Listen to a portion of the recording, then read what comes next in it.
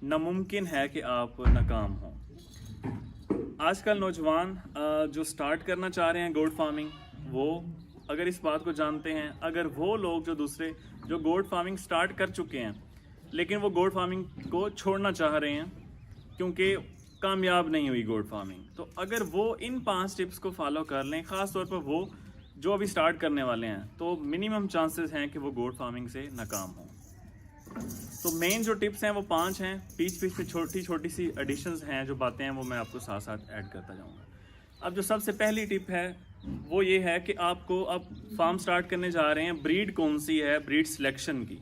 ठीक है, आप फार्म तो सिलेक्ट करना जा रहे हैं, ठीक है, आपने हर चीज़ सोच ली है, लेकिन लोग क्या करते हैं कि जो अपने इलाके की ब्रीड है उसको छोड़ के कहीं दूसरी ब्रीड को देख लेते हैं और वो सिलेक्ट करके उसकी तरफ जाते हैं। तो ये सबसे बड़ी और पहली गलती ये होती है।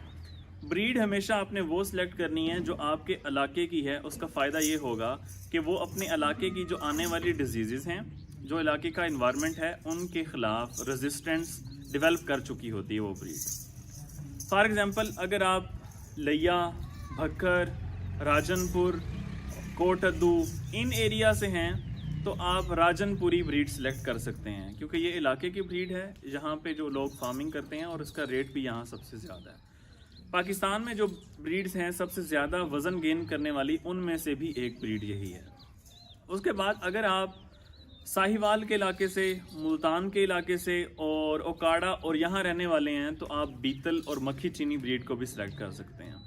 इस तरह अगर आप सिंध से हैं तो आप देसी सिंधी ब्रीड को भी सिलेक्ट कर सकते हैं। बात करने का मकसद ये है कि आपने हमेशा ब्रीड वो सिलेक्ट करनी है जो आपके अपने इलाके की है, क्योंकि जैसे मैंने आपको बताया कि वो डिजीज़ के अगेंस्ट रेजिस्टेंस और वो अपने इन्वायरमेंट के टेम्परेचर और बाकी चीज़ों के हवाले से वो अपने आप को एडजस्ट कर चुकी होती है, तो उसमें बीमारियों के आने के चांसेस मिनिमम होते हैं। उसके बाद आपने एक सिलेक्शन करते हुए ये अक्सर लोग गलती करते हैं कि उन्हें ये नहीं पता कि वो गोश्त वाली ब्रीड पे काम करना चाह रहे हैं।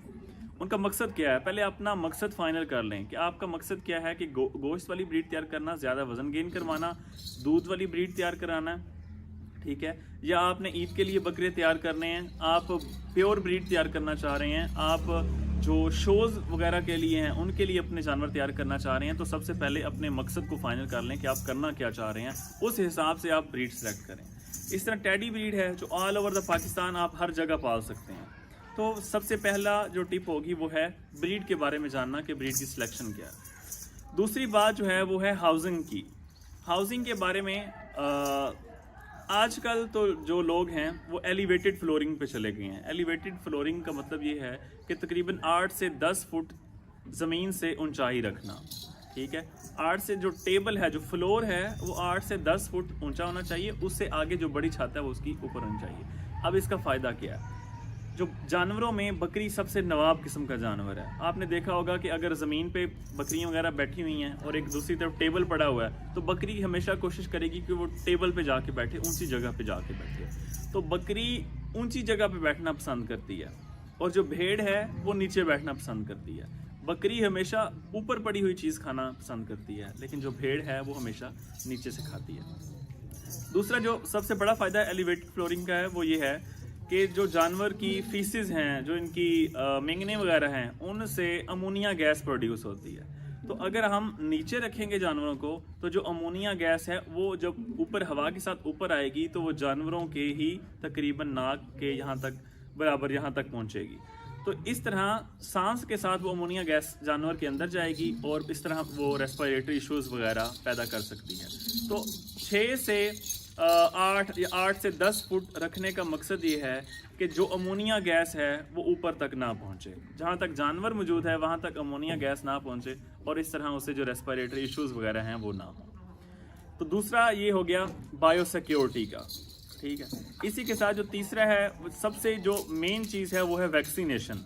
वैक्सीनेशन के बारे में ये कहा जाता है कि अगर आप एक मुसलमान हैं और जितना आपको नमाज़ पढ़ना ज़रूरी है, अगर आप खुदा को मानते हैं, जितना नमाज़ पढ़ना ज़रूरी है, इस तरह अगर आप जानवर और ख़ास तौर पे गोट फार्मिंग करना चाह रहे हैं तो आपके लिए वैक्सीनेशन भी इतना ही फ़र्ज़ है।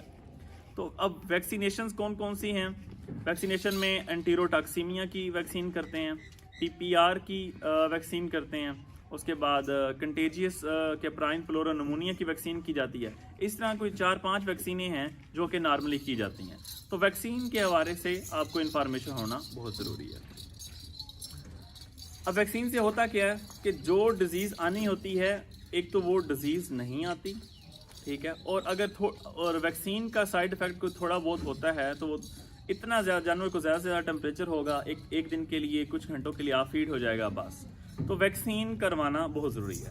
पहला पॉइंट हो गया ब्रीड सिलेक्शन का, कि आपने ब्रीड लेनी कौन सी है, आप काम किस पे करना चाह रहे हैं। दूसरा पॉइंट हो गया हमारे पास हाउसिंग का, और तीसरा पॉइंट हो गया हमारे पास वैक्सीनेशन का।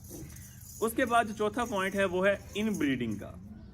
जिस तरह इंसानों में, जिस तरह हम कहते हैं कि कज़न मैरिज ना करवाएं, बीमारियां ज़्यादा फैल जाएंगी, मोटापा फैल जाएगा, ब्लड प्रेशर के मरीज़ पैदा होते हैं, शुगर फैल जाएगी, डायबिटीज़ फैल जाएगी।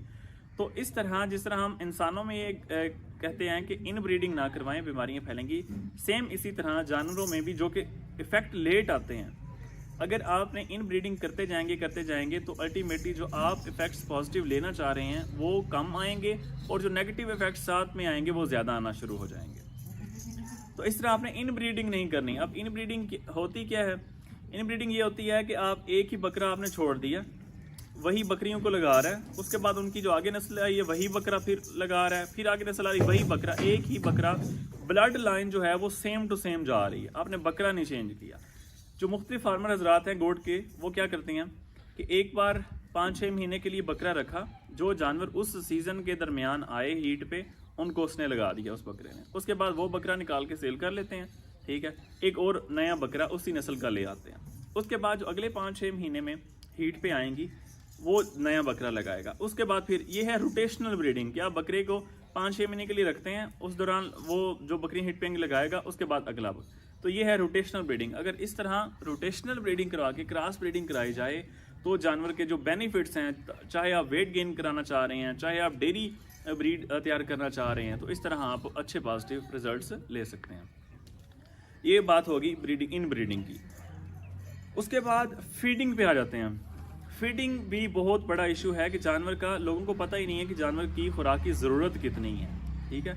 अगर ग्रीन फॉरेज पट्ठे वगैरह खिलाने हैं तो कितने खिलाने हैं, ठीक है। अगर वंडा डालना है तो कितना डालना है, कौन से चारा डालना है, तो ये चीज़ों के बारे में नॉलेज होना ज़रूरी है। अगर आप स्टार्ट करने जा रहे हैं गोट फार्मिंग, तो आपके पास साल के लिए पूरा चारा होना चाहिए। ये नहीं कि एक दिन बारिश आ गई तो जी चारे का मसला बन गया, ठीक है, पट्ठे बीच में ही ख़त्म हो गए, जगह ख़त्म हो गई, तो ये वाला फीडिंग का इशू भी नहीं होना चाहिए। और आपको एग्जैक्ट पता होना चाहिए कि जानवर की खुराक की ज़रूरत कितनी, जिस ब्रीड पे आप काम करना चाह रहे हैं उस ब्रीड की खुराक की ज़रूरत ड्यूरिंग प्रेगनेंसी कितनी है, प्रेगनेंसी से पहले कितनी है, प्रेगनेंसी से बाद में कितनी है, बच्चे को मतलब ये जो मैनेजमेंट है सारी, इसके बारे में नॉलेज होना भी बहुत ज़रूरी है। उसके बाद जो एक कॉमन मसला बनता है लोगों के लिए, आम जो स्टार्ट कर रहे होते हैं गोट फार्मिंग, कि जो बंदे रखते हैं बंदे गायब हो जाते हैं। एक दिन, 2 दिन, 4 दिन, 5 दिन जो बंदा रखा बंदा गायब, और जो ऑनर होता है उसको जान के लाले पड़ जाते हैं कि अब काम कौन करेगा। तो इस तरह जब आप स्टार्ट करने जा रहे हैं तो आपने बंदे भी वही रखने हैं जो आपके साथ परमानेंट चल भी सके, महीना, 2 महीना, 4 महीना, 10 महीना आपका एक परमानेंट